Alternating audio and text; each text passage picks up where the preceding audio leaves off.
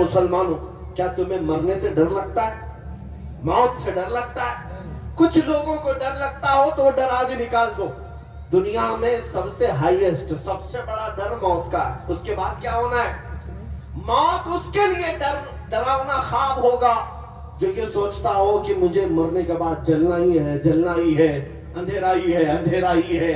وہ مومن بھلا کیوں ڈرے موت سے جس کا عقیدہ یہ ہو ادھر آنکھیں بند ہوگی ادھر چہرے مصطفیٰ کی زیارت. نعرہ تکبیر، نعرہ رسالت، شہید اعظم کانفرنس، مسلک اعلی حضرت، نبی رہے اعلی حضرت، حضور قائد ملت. میرے عزیزوں، کیا اپنے جاتے ہوئے جنازوں کو دیکھتے نہیں؟ میں آپ کو یہ بات سمجھا رہا ہوں، موت تو آنی ہے، جوانی میں آئے کہ بڑھاپے میں آئے، لیکن تیار تمہیں ہمیشہ رہنا ہے، تیار رہنا ہے. لیکن گناہوں پر جو آئی ہوئی موت ہے اس پر افسوس ہوگا، بے حیائیوں پر آئی ہوئی موت پر افسوس ہوگا. کورونا پہ آئی ہوئی موت کا کون افسوس کرے؟ کیوں افسوس کرتے ہو؟ اگر کسی کا جنازہ 4 لوگوں میں گیا ہے، کچھ لوگوں کو ہم نے سنا ارے بڑی بری موت ہوئی. نہیں میرے عزیز، بری موت اس کو نہیں کہتے. بری موت کفر پر ہو وہ بری موت ہے. ایمان پر اگر مر گیا اور 70 ٹکڑے بھی ہو گئے تو وہ بری موت نہیں، وہ شہادت کی موت ہے. شہادت ہے، اسے بری موت نہیں کہا جائے گا. جنازے جاتے ہوئے دیکھتے ہیں اور سج سنور کر کے جاتے ہیں. سنیوں کے جنازے تو الحمدللہ اور سجتے ہیں، کیا بات. دوسروں کے تو پتہ نہیں، چھپ کے چلے جاتے ہیں.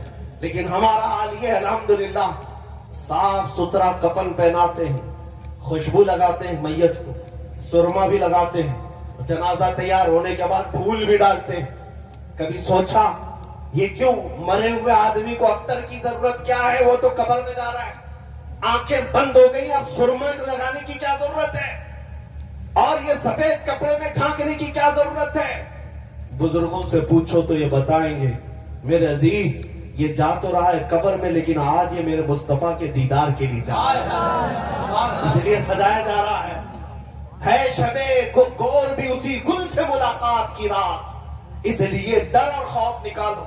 ایمان والا بندہ موت سے اس لیے نہیں ڈرتا، اسی لیے یہ دنیا جانتی ہے کہ اس کے اندر خوف موت کا نہیں، ان کے اندر سے عشق مصطفیٰ نکال لو پھر یہ ہر چیز سے ڈرنے لگے، ہر چیز سے خوف. بزدل کب بنتا ہے بندہ؟ جب میرے آقا کے قدموں سے دور ہوتا ہے. حضور کے قدموں میں رہنے والا بزدل کبھی نہیں ہوتا. عاشق رسول ہمیشہ وہ بطل جلیل کہلاتا ہے، نبی پاک صلی اللہ تعالی علیہ وسلم کا وفادار. بہرحال آج پھر سے میں آپ کو ایک بات بتا دوں کہ تم اگر یہ سوچتے ہو کہ کچھ لوگوں کی نوکری کا سوال ہے، کچھ لوگوں کے لیے لڑکی کا سوال ہے، کچھ لوگوں کے لیے اپنے بزنس کا سوال ہے، اگر پورا حضور کی سنتوں پر آ جاؤ نوکری کا مسئلہ آ جائے گا، کچھ لڑکیوں کا مسئلہ آ جائے گا، کسی کے تجارت کا مسئلہ آ جائے گا. یہ سب شیطانی وسوسے ہیں جو تمہارے دماغ میں چل رہے ہیں، سب شیطانی وسوسے ہیں. اللہ رزاق حقیقی اور میرے مصطفیٰ کے قدموں سے رزق کیوں نہیں ملے گا؟ ہمارا تو یہ کہنا ہے، اعلیٰ حضرت نے کیا سبق دیا؟ خلق کے حاکم ہو تم، رزق کے قاسم ہو تم. یا رسول اللہ جو ملا تم سے ملا، تم پہ کروڑوں درود. جب تمہیں پتا ہے جو کچھ بھی ملنا ہے میرے مصطفیٰ کے صدقے میں ملنا ہے، تو پھر یہ شیطان جو تمہارے دماغ میں ڈال رہا ہے حضور کی عادتوں پر، حضور کے اخلاق پر آؤں گا، دنیا چھوٹ جائے گی، دکان بند ہو جائے گی، لڑکیاں چھوڑ جائیں گی. اگر ایسی چھوڑتی ہیں تو چھوڑ جائے. جو تمہیں نبی پاک کی سنتوں پر قبول کر لے انشاءاللہ وہ یہاں پر بھی ساتھ ہوگی، آخرت میں بھی ساتھ. سبحان اللہ، سبحان اللہ، کیا بات. ہاں یہ بات یاد رکھ لیں اور یہ بات بھی سمجھ کر کے چلو، آج کے بعد کل پرسوں جب بھی موت تو آنی ہے. ملک الموت روزانہ تمہارے انتظار میں ہے. جب وقت ختم ہوگا روح کھینچ لیں گے اور تمہاری آنکھیں بند اتنے بے یار اور مددگار ہو جاؤ گے کہ دنیا تمہیں اٹھا کر قبر کی تاریک وادی میں چھوڑ آئے گی. تمہیں پتا ہے اس ایسی تاریکی میں چھوڑ آئے گی جہاں تم پکار نہیں سکتے، کسی کو بلا نہیں سکتے. ایک حدیث میں نے پڑھا، حضور فرماتے ہیں میت کو سب سے زیادہ شوق یا حسرت کس بات کی ہوتی ہے جانتے ہیں؟ قبر میں جانے کے بعد میت یہ چاہتا ہے آپ بھی چاہیں گے، ہم بھی چاہیں گے۔ مرا ہوا آدمی قبر میں جانے کے بعد سب سے زیادہ اس بات کی خواہش رکھتا ہے کہ میرے رشتہ دار، میرے دوست و احباب تھوڑی دیر میری قبر کے پاس بیٹھے رہیں۔ وہ جب تک بیٹھے رہیں گے اسے دل کا قرار ہوگا، انس ہوگا، یہ حدیث میں ہے۔ لیکن بیٹھتا کون ہے؟ سب چھوڑ کر چلے آتے ہیں۔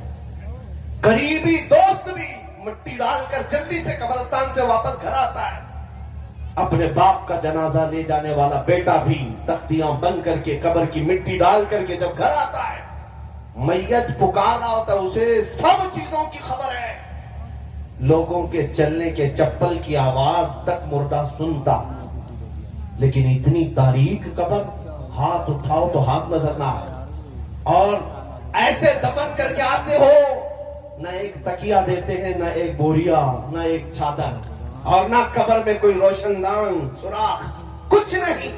یہ باتیں میں کیوں کہہ رہا ہوں؟ توجہ، جب تم اپنے دوستوں کو بھی جاتے ہوئے دیکھو گے، تمہیں دفن کرنے والا بیٹا بھی جاتے ہوئے دیکھو گے، بھائی بھی جاتے ہوئے تم دیکھ رہے ہوں گے، قبر کے اندر سب چھوڑ کر چلے جائیں گے۔ اندھیرا اندھیرا اندھیرا، قبر کا اس اندھیری رات میں اگر کوئی روشنی لے کر آتا ہے تو تاجدار مدینہ کی ذات، سبحان اللہ، میرے آقا صلی اللہ تعالیٰ علیہ وسلم کی ذات ہے۔